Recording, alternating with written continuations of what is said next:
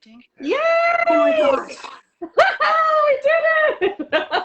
This is so reminiscent of my experience in filming this course. So I think it's very appropriate that this is how it turned out. And there's even my husband in the background sweating.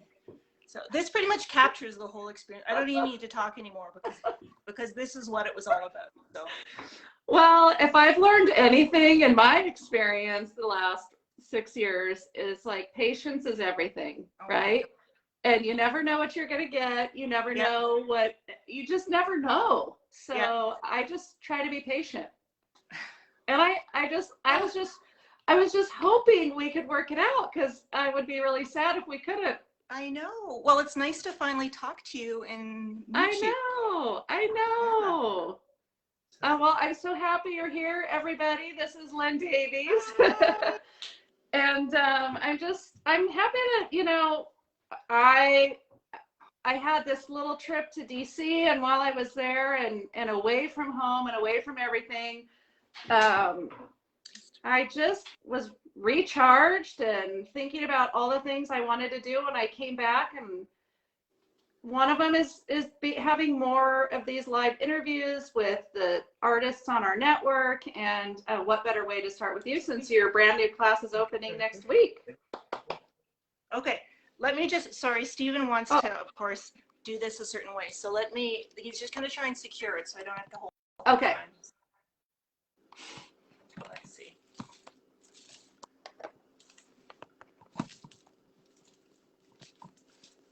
I know I have mine propped up in front of my computer on a little box thing, and yeah, the box thing was working for a while. Let's see, I'm okay holding it, but of course he wants there to be some sort of specific way. Well, I love that he's all about presentation. There you go. And it shows in all the videos. It's gonna be good. I set it up here before.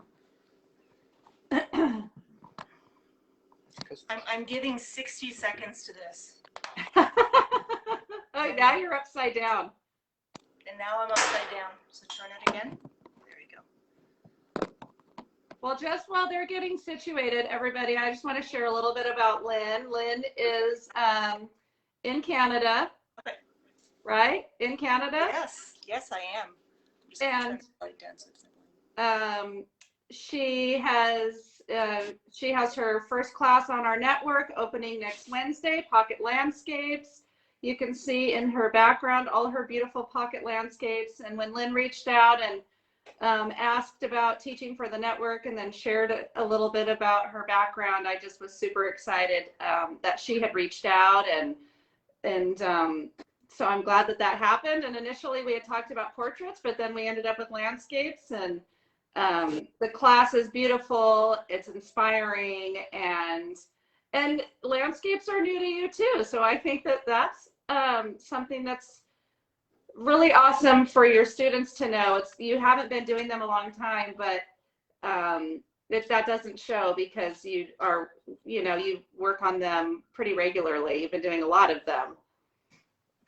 So Lynn, why don't you first tell us a little bit about yourself so everybody can get to know you better, where you're from, a little bit about maybe your personal life and your art journey. Yeah, sure. So, thank you. As you know, I'm from Canada. So I grew up in Ottawa, the capital of the city of the country. And I lived in the States for a while in Austin, but I've been back in Canada for quite a while, based in Toronto, Canada. So I'm also an occupational therapist. I'm a specialist in treating hand injuries. So that's my other passion, which I absolutely love as well. So that's my day job. You're busy. I'm very busy. Yeah. It's crazy I did this course when I did, but anyway, we'll get to that. It's always crazy. I was, so professionally I am an occupational therapist. I got into doing painting and portraits probably around 20 years ago or so, and it went quite well to the point where I was able to quit my job as a therapist, and I did it full-time for around 4 years, mostly doing portrait commissions. So I am definitely, I'm known as a figurative artist and a portrait painter. People are still very surprised when they hear I'm doing landscapes right now, but you can do whatever you want to do, and that's what I want to do right now. That is So so true. yeah. And I actually, so I did that full time for around 4 years, and then I went back to being a therapist. It's a lot easier way of making a living. And I did my art on the side, but one thing I was noticing, or I'd been for years, and I mentioned this in the course, is I had a lot of breathing problems. And I just thought I was kind of an asthmatic person. And That's right. I forgot about that. yeah, when I was pregnant with my daughter 10 years ago, and I decided to take a break from painting at that point, and I just did oils at that point, I found that my asthma completely went away. And that was the first time in a long time. So sadly, I stepped back from oil painting. However, I also got into digital painting. So that's another thing that I got into. As I said, you can do whatever you want to do. So I went to, I did a lot of digital work, which you can see on my site and my Instagram. Yes, And your digital portraits are incredible. thank you. Thank you. I love them. Thank you. So you can really see the painterly influence on them. And it's Yeah. actually really a fun way to do art. It feels a lot like painting actually. Once you kind of get just the feel of the programs and how you do it and stuff, because as you might have picked up, I'm actually not a big tech person, but it's on a need to know basis. So I learned the basics, and it felt a lot like painting, and I really enjoyed it. But I missed. It's still not the same as like a brush on canvas or paper or whatever. So I Right. started looking into doing gouache and watercolor. Some of the people I know who do digital work also do that. It seems like a lot of people in film do that. A lot of the artists um, who do a lot of digital work in film and stuff, they also do a lot of little gouache things. So a friend of mine, Marco Bucci, who also does a lot of teaching online as well, he gave me a little crash course on that. And I took another course with Nathan Fox, and I just always, I started really enjoying it. And I actually first tried it out maybe, I don't know, 8 years ago or something, but it wasn't a big pastime for me, but it was something I really enjoyed because it was very low pressure. And I think with my portraits and my figurative work, like if you see it, it's very, very different style than my landscapes. Like I can get into the photorealism, and I'm painting the eyelashes, and it's just very, that to me is all about kind of, I like doing the exact, I'm a portrait painter, so I want to get people right and stuff. Right. Um, but with the gouache, and watercolor, so much freedom with it. And it's just a no stress thing for me, because you can't, even if you want to work on it for a long time, you can't, because you'll destroy it. Like, it's just not a medium that can hold up. It'll just fall apart after a while. So it kind of, it's a really great way to paint without having to do with fumes. So that was big, big, big for me. Yeah. As you can see, all my paintings, they're really small, so that also makes it something fast that I can produce. And then if it doesn't How work out, long what's that? how long does it take to complete one? It's hard to say. Like, I'd like to say, like, you know, 15, 20 minutes, but oftentimes it depends. If I'm on site, um, I often feel kind of the pressure of time a bit more, and like the lights changing and stuff. So it kind of makes me work a bit faster and moving on. If I'm in my studio, you know, I get comfy and I can spend a bit longer on a painting. So maybe an hour, sometimes more, sometimes less. Okay. Usually the less time I spend, the better a painting it is. Right. Um, so it's really the type of thing where you want to be going quickly, and it's a repetition type thing. Okay. Yeah. Awesome. Yeah. Sorry I interrupted your train of thought. That's okay. I was just curious. And do you how much time do you spend doing your landscapes versus, I know you've been doing a lot because you've been working on your class, and Yeah. you were practicing for that, and then you were filming for it, but aside from when you were working on the class, like how much time do you spend doing your digital portraits versus your gouache landscapes? Well, right now, actually, it was almost a year ago that I was still doing mostly digital. And that was when, actually, it was more than that because I used to go to live figure painting classes, and that's where I do a lot of my digital portraits there. So it was a really nice once a week thing that I would go to. So Yeah. I kind of had that as a regular thing. And then, of course, COVID happened. So that was shut down. And I was still kind of Right. doing it on my own. And then my son broke my stylus. So I actually have a post on my Instagram that was prophetic saying maybe I should go back to painting. And so that was a year Uh, ago. So so a year ago is probably when I really started focusing on it again. Like I kind of go back and forth, but I haven't. I really enjoy when I'm painting people. I really enjoy doing it from life. Um, so I haven't, and nothing like Toronto is under the longest lockdown of all of North America. I So know you it's said still that. not, it's still not open up, and I don't even know when it will. So Oh my out gosh. of necessity, I'm still doing, well, I love doing it too, but right now it's purely just the landscapes right now. Jeez. Hmm. Oh, have you done any gouache portraits? No, but I've thought about it. I've thought about it. I've been toying with it because it's been so long, and I followed some artists who I really like, and I've seen their style and doing it. I think it would have to be very different though, because with my gouache, I like them to be, it's more expressive and colorful, and my portraits tend to be a little bit more um, detailed. The palette's toned down a little bit, although I'm trying to get a bit more loose with my portraits too. So I think I'd have to change my style because gouache again it's not so, and watercolor it's not so forgiving, whereas Yeah. digital is the ultimate in forgiving. So I haven't done it yet though. For now it's just I feel I have so much to learn with the landscapes. Like I really feel even though I practice all the time, I have so much more to learn. And what was funny, I told you that I find even just doing this course, I learned a lot from my own course, which I think is a good thing. So just being able to really like figure out why I'm doing things, and I think Right. you know as a teacher, like when you're teaching stuff, you learn a lot yourself because you're like, oh, once I explain it, it makes sense, and it kind of puts Totally. that method in your head. Yeah. I'll never forget when I was teaching fourth grade because I used to be an elementary school Mm-hmm. teacher. I don't know who all knows that, but when I was teaching fourth grade and we were teaching place value, tens, hundreds, thousands, and Yeah. I mean there was really simple concepts that I was like, oh my gosh, I never even knew that the zero stood for that makes the 100 or Yeah. whatever it was. But I just remember like some things we just know because we've been doing them for so long, right? So Yeah. you don't even know why you know how to do it, but it's Yeah. just in there.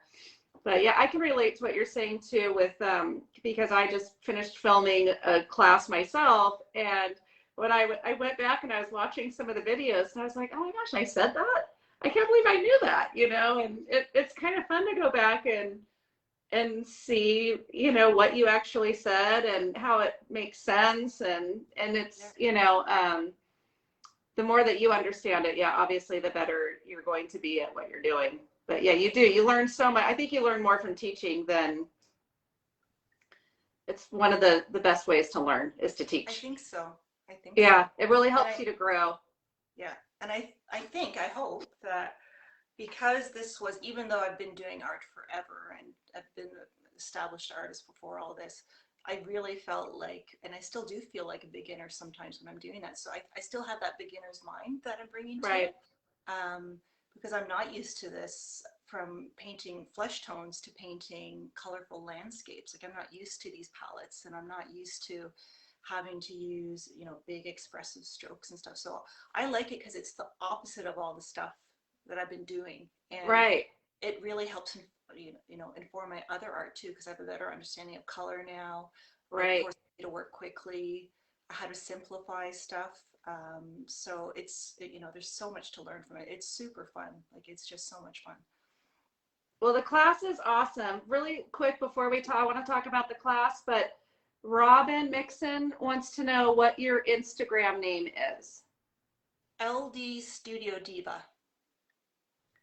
And I will I'll email everybody out, and this is also Lynn's information can also be found on my website. If you go under, if you hover over classes and then you see artists instructors, is your profile page up?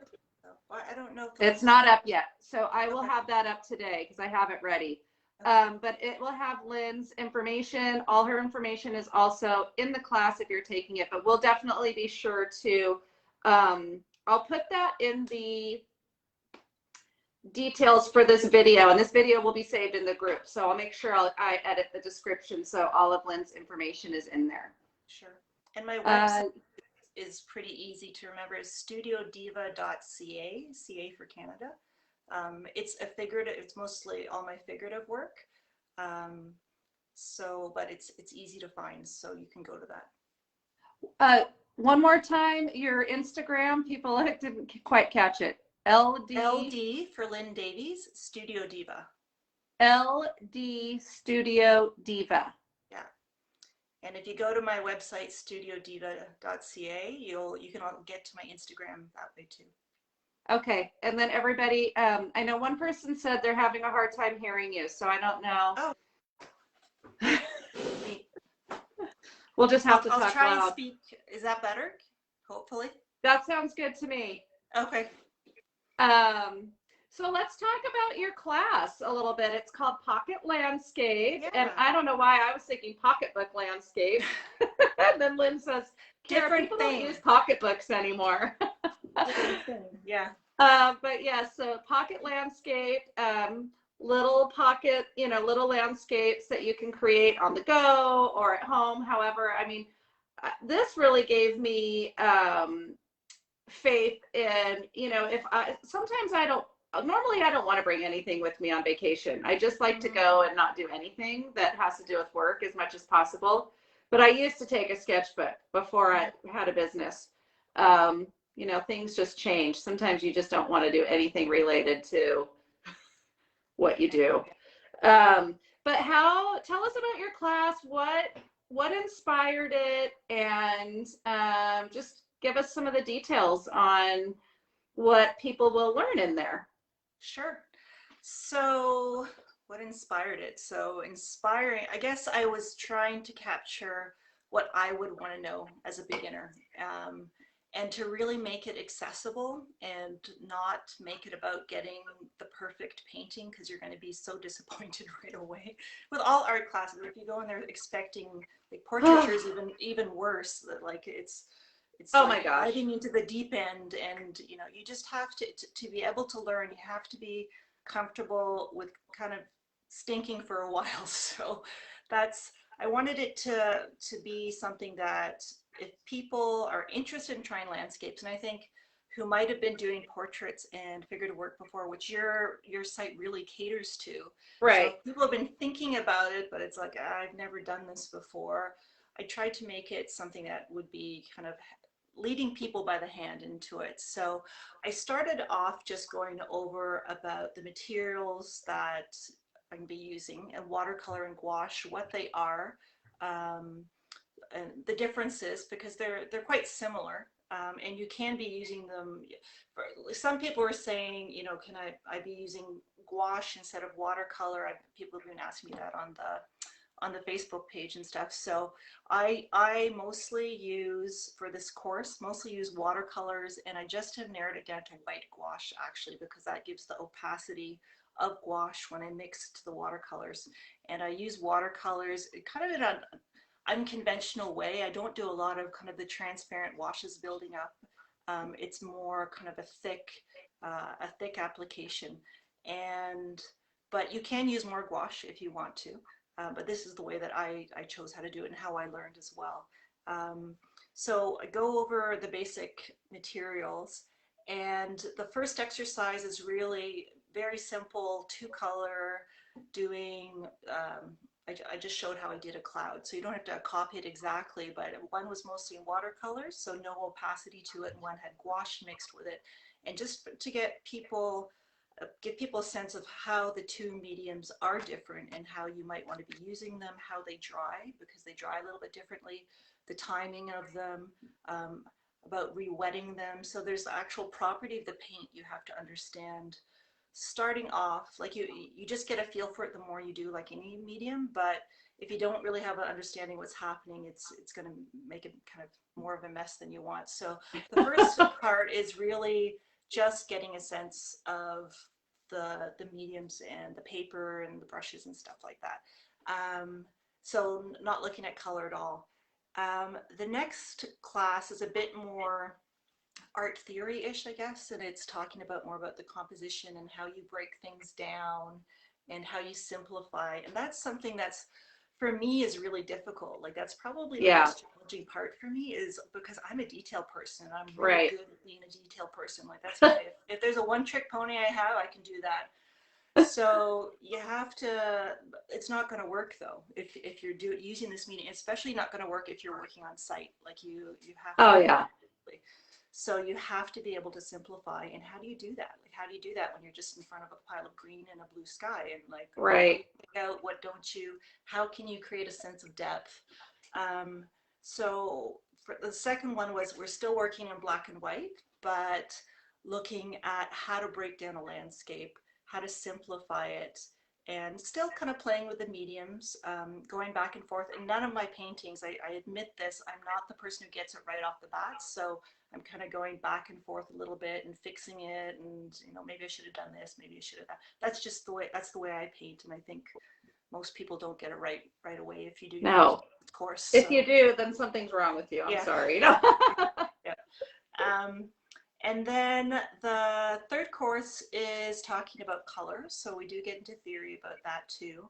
And I actually learned a lot from this too, because I don't have an art school background. Like I went to a high school for the arts, but it was very much, here's a group of kids who are good at art and express yourself. So it really didn't get into the actual how to use materials and the color theories. And I never even really got like the color wheel. Like, why would you even, like, you just always see color wheels. And I'm like, I didn't get that either until recently. Yeah. And there's actually quite a bit to learn from that. So there is so much. Yeah. So that was really neat for me too, is kind of put that together. And I always trying to go back to the so what. So we have a color wheel. So what? Like how does this change how I paint? And why does it matter if a color is primary? And why does it matter to know what, you know, the complementary color is? And how does that knowledge apply to a painting? So I try to bring the art theory into the painting and how I use that. The warms and cools, that's really big for me. I love playing with warm and cool colors. In my portraits, I really enjoy that too. And it's very subtle, and it's kind of a deep end thing to get into because it's a hard thing to get the concept sometimes, but I put it out there anyway. So that was talking about that. And then the last course is talking a bit about how you paint in studio as opposed to how you paint on site. And it goes over the pros and cons of both. And I start off the course by saying this is mostly going to be in my studio, which, you know, a lot of people are quite dismissive of that concept in the first place of doing landscapes inside, but that's the reality for a lot of people. And I did this course in the middle of winter in Canada. So like, during a lockdown with my children at home. Oh. And I'm still married and I haven't given my children away. So and Stephen worked really closely with you on this. So I mean, this was a project for both of you. Honestly, he was so helpful, and in both of our struggles through this, more from the technology and the filming and the lighting and all that. My God, like we had no idea what. You would never know that you were learning as you were going, because he already had a lot of knowledge, but like, I know there's always things to figure out, and filming an online class, it seems for me, I was like, oh, I could do that, you know, and then you go to do it and it's like, oh my gosh. My husband's like, are you sure you want to do this? I remember when I was like the first year with building the website and filming classes, and there was a lot of screaming in my house, and he was like, I don't even know why you want to do this. Are you sure? And I'm like, yes, I want to do it. Yeah. I had the same conversation several times. And once you start, you want to finish it too. You do, We're already here, so we're going to finish this. But Yeah, I had no idea. I remember I was telling you, well, maybe I'll film it over the Christmas holidays. I have 2 days. I'll just bust it out. And I'm like, what? Like, I had no idea how, well, I also didn't know my children would be underfoot too. But Oh, anyway, all to say, I think it was like, it was, for me, it was such a great experience to learn how to do all this stuff in filming and lighting and yeah. wow. Yeah, and So you did it, and you created a beautiful, beautiful class, and I'm so thank you. excited for people to see it and take it and learn from you. You're an amazing teacher. Thank you. It is so well thought out, and it just makes sense. You know, as me viewing it as a student and a teacher, it's really impressive, and I am honored to host it on my site. So thank Well, you thank for you. creating it and for reaching out. I mean, what an amazing thing. So very appreciative, Lynn. Thank you. Well, thank you. And Yeah. you were very patient the whole time. So I It's really all appreciate about patience in this field. yeah, because a You few know, times I could tell you're like, what are you doing? I'm like, no, I have a plan. I have a plan. You're going to see it. And then I'm like, no, this plan isn't working. So anyway, we pulled it together. So that's good. yeah. Did so how does your family feel about your art career, and you know, how do you find time to do all things, like be a mom, be a wife, be the artist, be the occupational therapist? Mm, How do you make that work? I don't know. I don't know. I'm not sure if I'm a complete success at any of those things either. Um, The way I've done it this year is I've been getting up very early to do my painting. Mm, So I have my little setup here. It's a very simple setup, but I just love to have this. yeah, Um, so this is my space. It's, you know, it's just a little table with a prop-up drafting board and some lights and stuff. So it's just a corner of a room, but it is my space. And so the night before I set out my paints, I have a nice breakfast, I have a podcast I listen to, I set the coffee timer, so it's really a nice time for me. So I'm actually motivated to get up, and I know I might only have 45 minutes before I work quite early, so I might only have that amount of time. But it's one of those things that right away, you know, if you get that done first thing in the morning, you feel like you have a win in there, and then you yes, have a bit of the energy for the rest of the day, as opposed to like trying to do this when I get home. Like, you know, you can hope forever for that, and if you have more energy than me, like, good on you. But it's just one more thing then, and it's so exhausting. So for me, I'm a morning person anyway. That really works for me. um, what I would do for the course was then I would do, because I needed Steven's help and he's not a morning person, so we would mostly, how did we do it? It's all a blur. So I would kind of do what I needed to do, and then if he needed to film, or he did a lot of just kind of the editing stuff or trying to figure out what the heck we're doing. So in the evenings we would work together on that. And but there was a lot of yelling at my children for walking down here, and I swear every time my son walked through here, he'd like get all tangled up in the lights and oh stuff. So gosh, that's why, like, yeah, we really changed how I was going to do, like, I wanted it to be more of like a organic demo type thing, but we couldn't with the time that we had allowed, and with the kids right, walking around, it had to be a bit more staged in how we did it. yes, Yeah, and I'm lucky that I love my job, and so that to me is not usually draining like it was. I was redeployed as a frontline worker during COVID, which was a bit more draining, but having this on the side is a real blessing, so I didn't feel it was draining in that respect. Um, yeah, but I'm kind of happy the hard work is done now, and I'm just really curious where it's going to go from here. me too. Hmm. How old are your children? 8 and 9. Oh wow, so yeah, that's about the time. Let's see, I've been in my studio outside of the home. I've had it about 4 years. Hmm. And so trying to think where everybody was: 12, 10, and 7. And I Hmm. was filming, I mean, I was practically in the family room. And, you know, kids, I'll never forget, they came home from it was summertime. They came home from a ceramics camp, and I had been filming, and they were screaming in the background. My husband was yelling at them because they tracked clay all through the house, and he had told them to, like, take your clothes off in the garage, go straight to the shower. And our one daughter was like, I want privacy, I don't want to do that, you know. And well, it all got caught on film. And then as I was editing, I never edited that part out. Yeah. And so when the class opened, Steven is actually right now redeployed to the front door. He like has strict instructions, like don't let them inside. And same with you, don't come inside. I shoot him away and stuff. So it's a lot of his job was just the gatekeeper of like, tell them to stop stomping on the Seriously. I know. Well, you know, our youngest is now 11, but even him, I'm like, you got to go in the back room, take the dogs with you. I don't want to hear you until I'm done. I know it's Saturday, but this is my job. And that was the other thing. Like, this is my job. So when I was away on vacation, you know, I've really been feeling like I don't have time to do these types of things. But in a real work, you know, like a real job or like, you know, occupational therapist, or if I was teaching, like I would be going and have set hours. So I finally said, listen, guys, I'm going to have set hours when we get back because there's things I want to do. I want to be able to do these interviews with the teachers on our network so our students can get to know you. And and just to, you know, something I really have always prided myself in with our community is the sense of community. And I've been missing that. And it's like, how can I get that back? Well, I'm going to have scheduled hours, and whatever I schedule is going to be on the schedule. And you guys are old enough now to figure it out. So that's nice. I know. When I was working as an artist full time, so this was almost 20 years ago, I very much had that mindset as, you know, I had a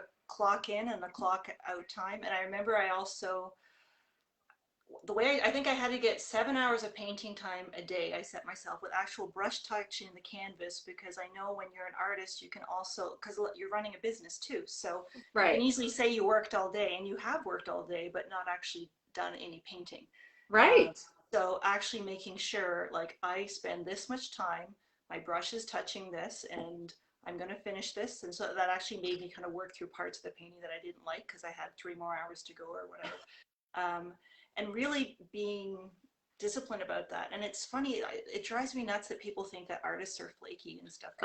Successful artists are so hardworking, like, because you are a business person and you are working all the time. And like, a flaky artist will not, I guess somewhere they've been successful, but I don't know them. The artists that I know that are successful work extremely hard, and they're not flaky at all. So yeah. No, I think that we can appear flaky because we're often all over the place, right? With all the things that we have to do. So it's sometimes hard to fit all those things in or figure out what's the best way to do them so you can get them all done. And I also bought a giant calendar that I'm, you know, writing everything out on. Then I've got my list of things for the week, and you know, it's hard to keep everything organized because there's a lot more to it than just painting.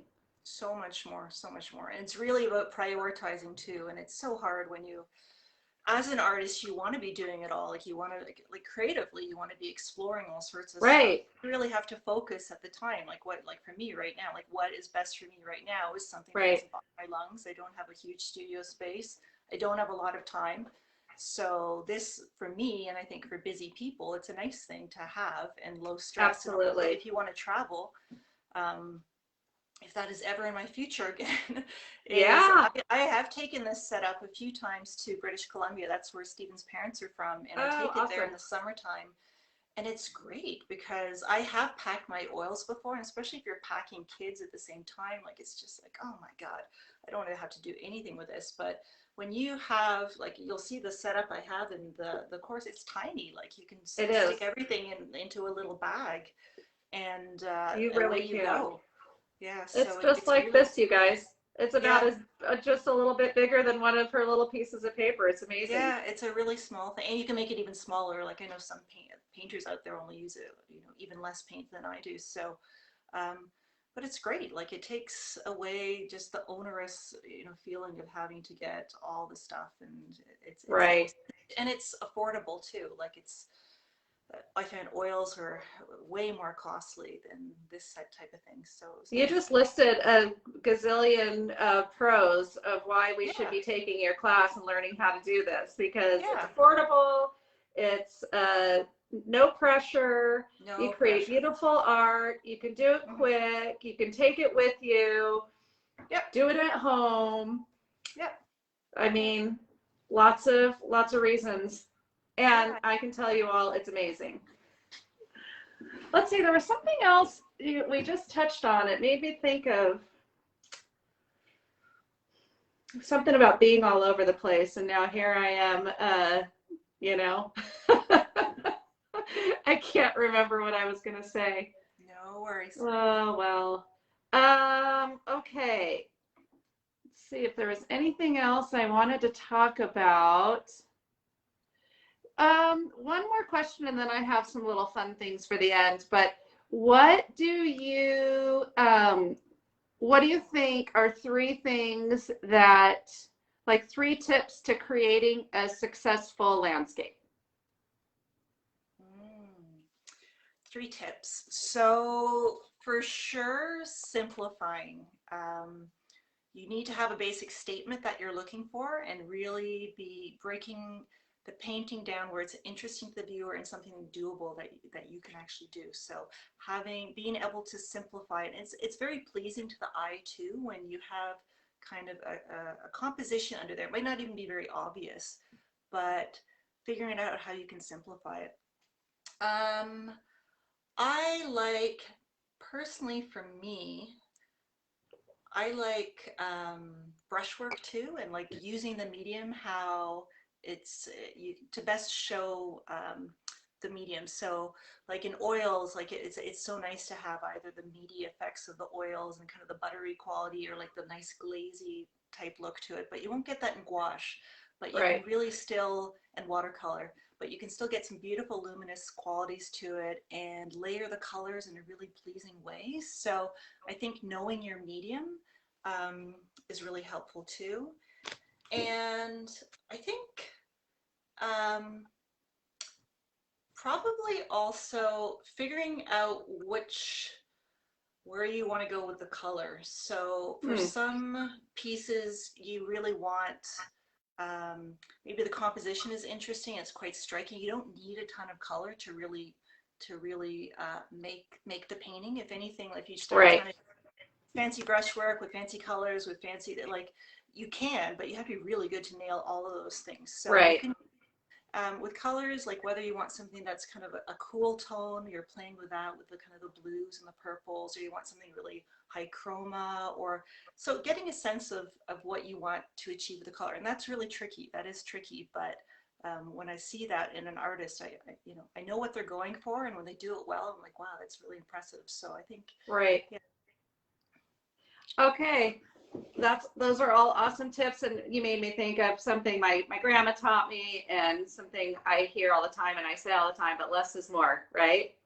Totally. Always. Totally. Yeah, totally. Less is more. That's one thing. And then something else she always would say is like, and I see this too, sometimes it's like the littlest thing that can make the biggest difference.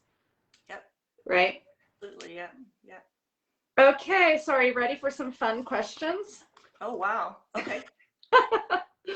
I like to know some of people's favorite things. So I usually end interviews with, what's your favorite, whatever. So, Okay. what is your favorite color? Oh my gosh, my kids ask me that all the time. So Do I'm they? gonna actually, um, and what I say to them is I like all colors, but I really like orange in the past few years. I find it's a really happy color, and I have on my porch these chairs with this orange cushions that I sewed, and they just make me so happy when I come home and I see the orange. So I Oh, think orange, yeah. I love I orange don't too. paint with it a lot. I don't think I use orange a lot in kind of an underpainting, kind of peeking through, but Right. yeah, I like orange. So you sew too, huh? Yeah, I quite a bit. Yeah. Do you? Yeah. What else do you sew besides cushions? What have you made? I actually went for probably around 4 years ago. I got really into sewing, like to where I didn't even paint for a year or two. This is again, my whole thing is you can do whatever you want to do. It's so So true. I'm like, I don't need to be an artist all the time. I want to sew my whole wardrobe. So I did, and I love learning new stuff and like taking courses and stuff. So that was kind of Yeah. where I put my energy. And then I just not interested anymore. So I haven't sewn again in a few years, but that was where my passion was for a while. So yeah. That's so funny. I think lots of us artists have had our hands in many pots. Yeah, I yeah. I sewed for a while too. My husband bought Oh me a yeah. sewing machine one year for Christmas, and I was sewing all these little angels, and I would sell them at craft fairs, and Nice. that was before all of this. And then I crocheted. I have Me I too. And yeah. knitting and the whole thing. Yeah. Yep. Yeah. It's one of these hobbies you spend a lot of money on and you could buy what you made for like $10 Oh and my gosh. It's like so again, true. it's the whole experience that I want to know how to do it. But Yeah. I know. I love crocheting, but after a while, I started getting vertigo. Not, I oh, think around the same time. And so, if I was making a hat and going in a circle, it oh, fun. really it made me feel sick to my stomach. Interesting. Okay. Yeah. I Okay. was crocheting Shrek beanies. Oh, seriously. Yeah.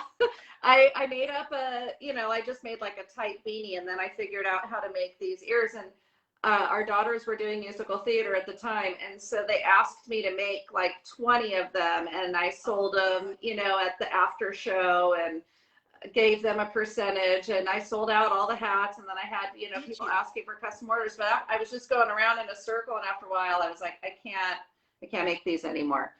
Wow. See, Yeah, so I'm that finding out about interesting things about you. I can't compete with that. That's good. stop it. Yes, you Yeah. can. You do all kinds of things too. Um, okay. Favorite ice cream flavor? Um, chocolate and maybe chocolate with peanut butter or chocolate with chocolate on it with more chocolate on it. So yeah, I'm a real purist. Me and my son talk about that. I'm a real purist about chocolate, and I'm always a bit disappointed when people will bring these nice desserts with like rose water and sponge cake, and I'm like, you just give me the chocolate. So just dark chocolate. Yep, that's good. Chocolate bar?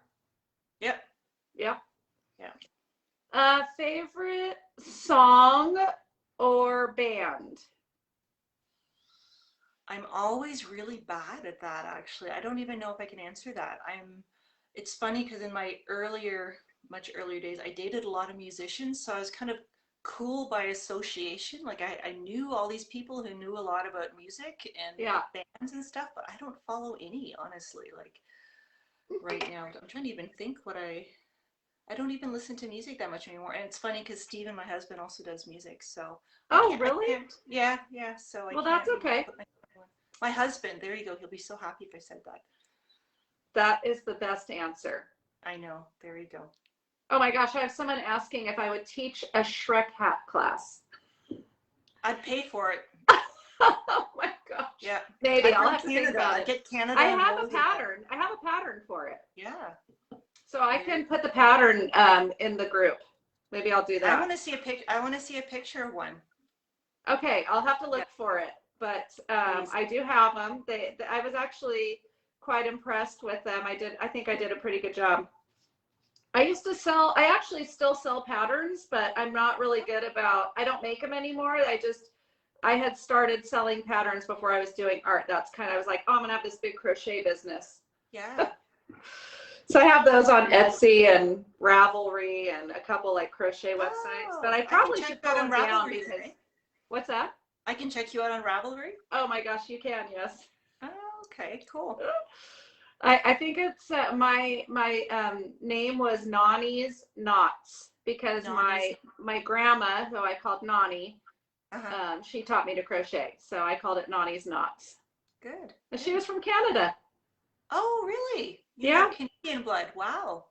What part Well, of Canada? actually, she was born in Canada. Her mom came from England. Her mom was one of the orphans that came over when they sent all the orphan children to Australia and Canada back in the late 1800s, early 1900s. My great grandma came over with her siblings because their parents they were too poor to take care of them, so they orphaned them out. And then, so my great grandma came to Saskatchewan, Okay. And then she, met her husband, and my grandma was there and was married there.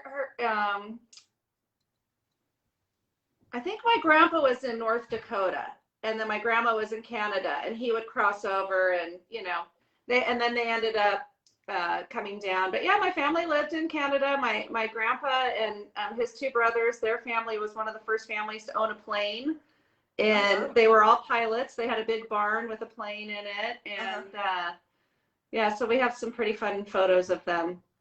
But they ended up here for health reasons. They went to Oregon, I think because of allergies. They traveled down the West Coast, and then they ended up in Canada, or in California. Okay, interesting. So, yeah. Wow. But why did I tell you that story? Oh, I'm here to listen. Nani's not. No, I'm supposed to be here to listen to you. That's okay. I like listening. Well, we were talking about the crocheting. Yeah. Okay, let's see. Somebody is asking some questions. Wait, let me get through the favorites, and then I'm going to go through the questions, and then we'll probably need to end. Favorite number? 4? I don't know. Okay, the 4 in your family. Salty or sweet? Oh, I used to be more sweet, but I'm getting into more salty now. But I have to say salty and sweet is an excellent combination. So I've been enjoying that a lot. Salty and sweet is good together. Yeah. My kids are at the door looking in, like, what are you doing in there? Your favorite age?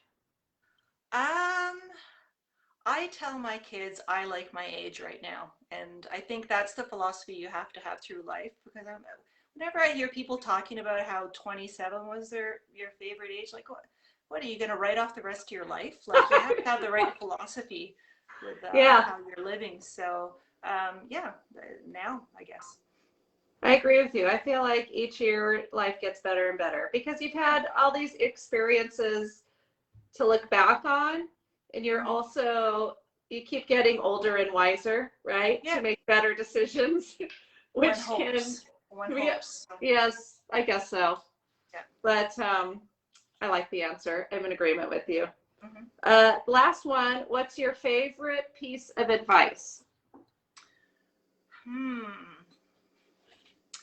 I think I've touched on it all already, and I really think I live my life this way, is to really try out new things and don't let the fear of failure hold you back. And that's, I mentioned that for this course, but that's really what got me on my path to be an artist, is really, like, seriously and really thinking about it, that I'm, I knew I was talented as a young person, but if I'm not producing, I'm not going to be an artist. I can think about it all I want. And so true. You have to just do it and not be, unless you have the practice and are willing to kind of just give it a go and know that it's not always going to be good, you're not going to improve. And right.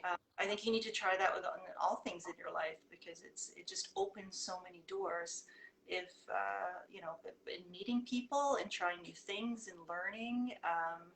So it's fine to be afraid of something, like God knows I am, but right.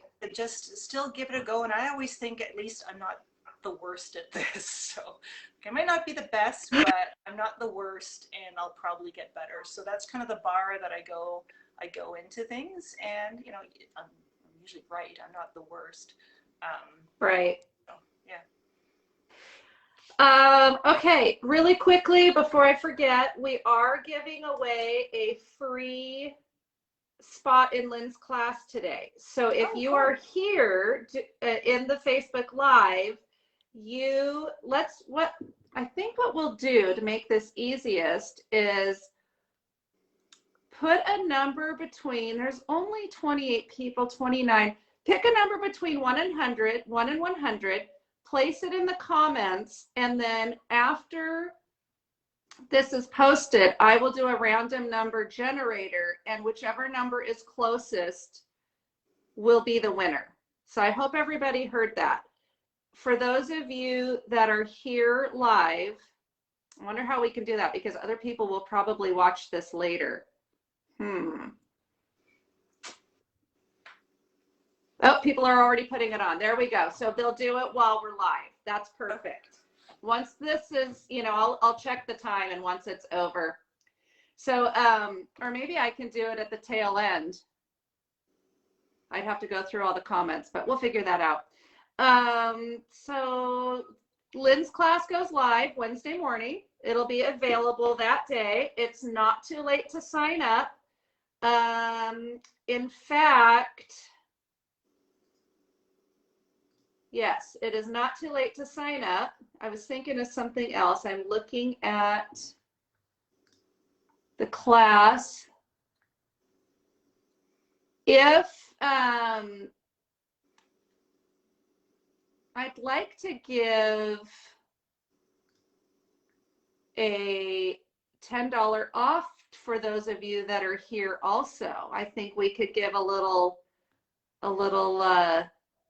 discount for people who are here. And a crochet pattern. And a crochet pattern. Lynn wants that crochet pattern, you guys. And I'll send the hat, but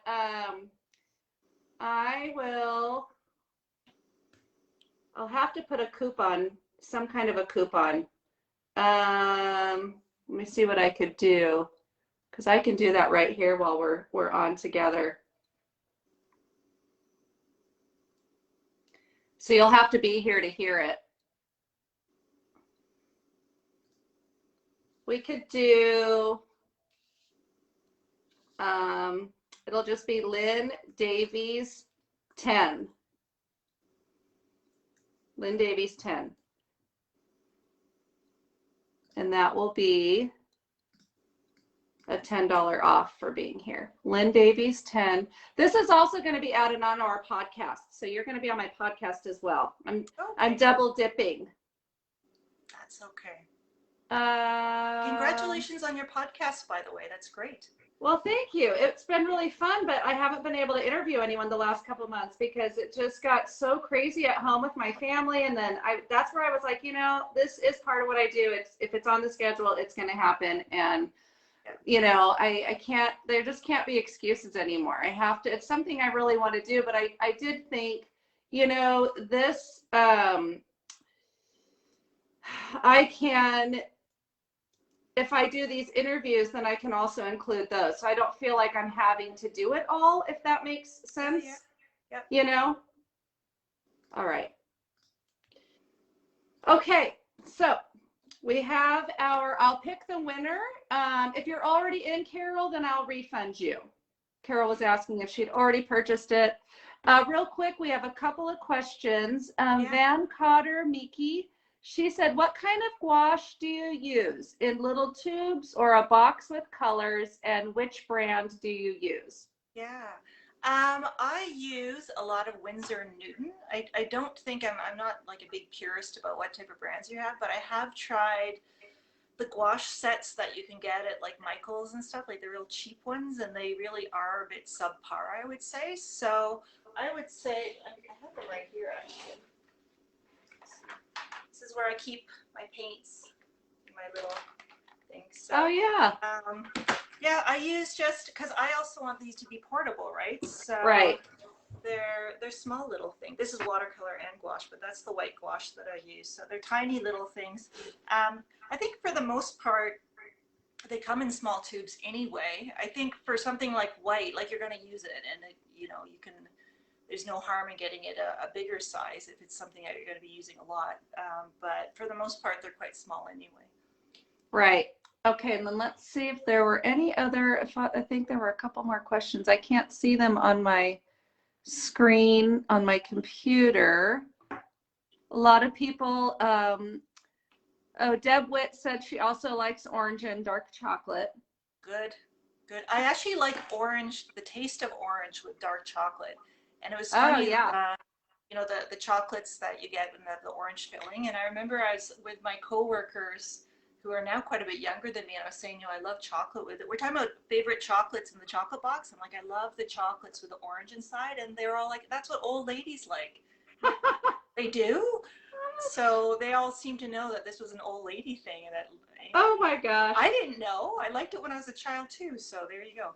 Maybe it's just something that was popular a long time ago and isn't as popular now. My husband likes. I stand by it. So I know my husband likes the cinnamon rolls, but with the orange flavored glaze. oh, Have you I've never had even had those? that. I don't like those so much, but he really loves those. So, Okay. you know, people think that that's funny that you're talking about the old lady chocolate. You're not old if we like them. We have good No, taste. you're not. Yeah. Oh, that's so funny. Well, Lynn, thank you so much for joining me today. I'm you. glad we figured it out. And everybody out there, thank you so much for your patience as we figured it out. And, you know, it's like just when you figure it out, something's going to change and we'll have to refigure it out because with technology, things are constantly changing. Yeah. Do you have any last minute words for everybody before we sign off? Yeah. Well, thank you everyone for showing up. And boy, this is such a new experience for me. And it's kind of surreal because, you know, I'm in Canada and it's weird enough that Kara's in California. And then there's all these people all over the world I've never even met. And this is very much out of my daily life right now. So thank you so much. And I hope people enjoy it and give it a go. It's really, really fun. And there's, you know, try something new and have a good time with it. Awesome. Thank you so much, Lynn, for being here. Everybody, you can find Lynn on LD Studio Diva. Yeah. On Instagram, LD Studio Diva. And then her website, one more time, Lynn. studiodiva.ca. And that's my figurative work. Okay. Yeah, you guys are going to be knocked out of your socks by her portrait work. It's just, you won't even believe it. I mean, it looks completely different from your landscapes. Really It does. is completely different. That's the point. It's completely different. Yeah, but both gorgeous. I love them both. We hope to see you in Pocket Landscapes, and we just hope to see you in our community. There's going to be lots more exciting things happening. We're going to be having some challenges, and there might even be an exhibit this year, a juried exhibit. So I'm very excited about that. And next Thursday, I'm going to be doing a live interview here with Emma Petit from Spain. So another country, not in the United States. That's like the best part, you know? I just love it. I love that we're all over and we're able to connect. So thank you for connecting with me today. And everybody, thank you for out there for connecting with Lynn and I. It just really is a special thing that we're able to do. And I'm really grateful that, especially in times like this, that we're able to do this. So I hope everybody has a wonderful day. I hope you get to create. Go sign up for Lynn's class. And I will, there will be, some of you are asking for her information again. I will post it in the description for this video. So you can just click on the link and go straight to her website and to her Instagram. Okay, everybody? And I hope you have a great rest of the weekend. Happy Father's Day to all those dads out there. Whether you're a dad of a fur baby or a child, or you are somebody else's surrogate father, everybody out there is probably a dad to somebody or something. So have a wonderful weekend, and we'll see you guys later. Thank you, Lynn. Thank you. It's a pleasure. Great to meet you. Bye. Me too. Bye-bye.